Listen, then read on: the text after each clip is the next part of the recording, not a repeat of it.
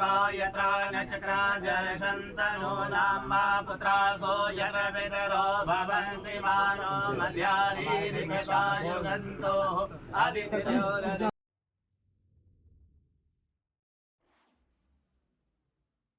बागेश्वर धाम वाले बाबा पंडित धीरेन्द्र शास्त्री बिहार आए थे तो बिहार में खूब सियासत हुई थी।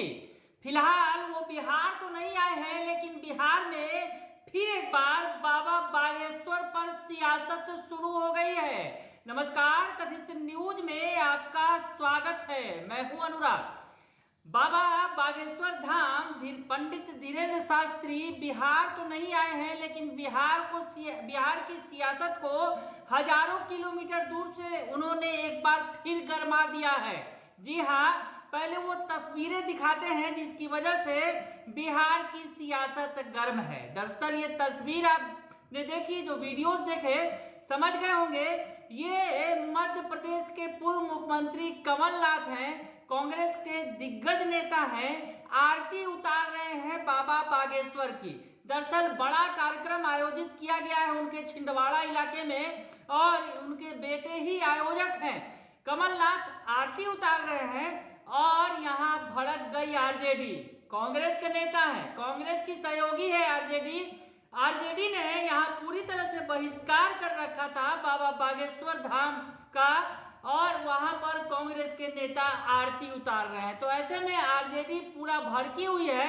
शिवानंद तिवारी का बड़ा बयान आ गया कि उन्होंने स्थिति स्पष्ट करने की मांग कर दी कांग्रेस से कि आखिर वो आरती उतार रहे हैं क्यों, क्या कांग्रेस की आस्था है बाबा बागेश्वर धाम में। दरअसल बाबा बागेश्वर धाम बिहार आए थे तो पॉलिटिक्स काफी हुई थी, और जिस तरह से उन्होंने हिंदू राष्ट्र की बात बार बार की, तो शायद संभवतः जो विरोधी दल है उन्हें ये बातें पच नहीं रही है, और जो इंडिया के नेता हैं वो विरोध कर रहे हैं। ऐसे में बिहार की सियासत में एक बार फिर से उबाल आ गया है। तो इस पूरे मामले पर जो आरजेडी के मुख्य प्रवक्ता हैं शक्ति सिंह यादव क्या कुछ कह रहे हैं, सुन लीजिए आप। अपनी आकांक्षा की पूर्ति के लिए लोकतंत्र को हम गिरवी नहीं रख सकते हैं, आडंबर का शिकार नहीं हो सकते हैं।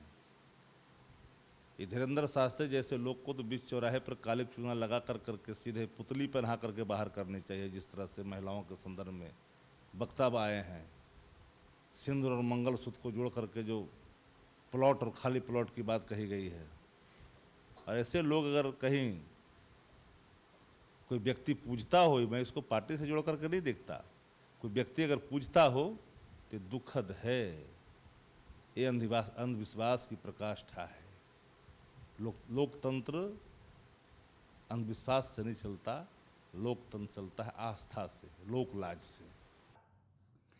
सुन लिया आपने कि हिंदू राष्ट्र का संकल्प लेने वाले धीरेन्द्र शास्त्री को कमलनाथ ने यज्ञ के लिए क्यों बुलाया, इस पर सवाल खड़ा कर रहे हैं। क्योंकि कमलनाथ एक कांग्रेस के बड़े दिग्गज नेता हैं, एमपी के पूर्व मुख्यमंत्री रह चुके हैं और लगातार लंबे समय तक सांसद भी रहे हैं कांग्रेस के। तो ऐसे में कांग्रेस के वरिष्ठ नेता अगर आरती उतारेंगे बाबा बागेश्वर धाम पंडित धीरेन्द्र शास्त्री का, तो यहाँ जो उनके सहयोगी दल है उन्हें बुरा तो लगेगा ही। तो ऐसे में शक्ति सिंह यादव का बयान आपने सुना, और दूसरी तरफ कांग्रेस को भी ये नागवार, जो कांग्रेस है आरजेडी की मांग उसे नागवार गुजर रही है।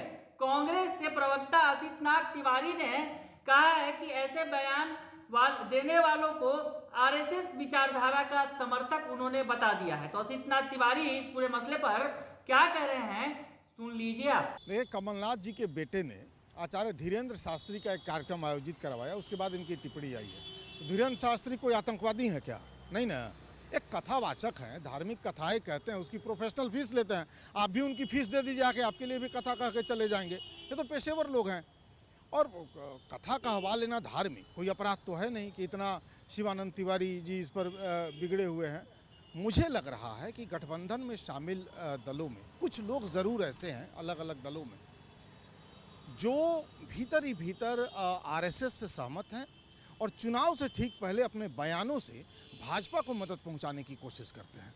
हम तमाम लोगों को ऐसे लोगों की पहचान करनी चाहिए, तब जाके हम भाजपा से ठीक से लड़ पाएंगे। उनकी आपत्ति है कि आचार्य धीरेन्द्र शास्त्री ने कहा कि हिंदू राष्ट्र की परिकल्पना की बात कही, और हिंदू राष्ट्र की परिकल्पना कैसे कोई कर सकता है? देखिए, अपनी अपनी विचारधारा है और सभी विचारधाराएं एक साथ चलती हैं।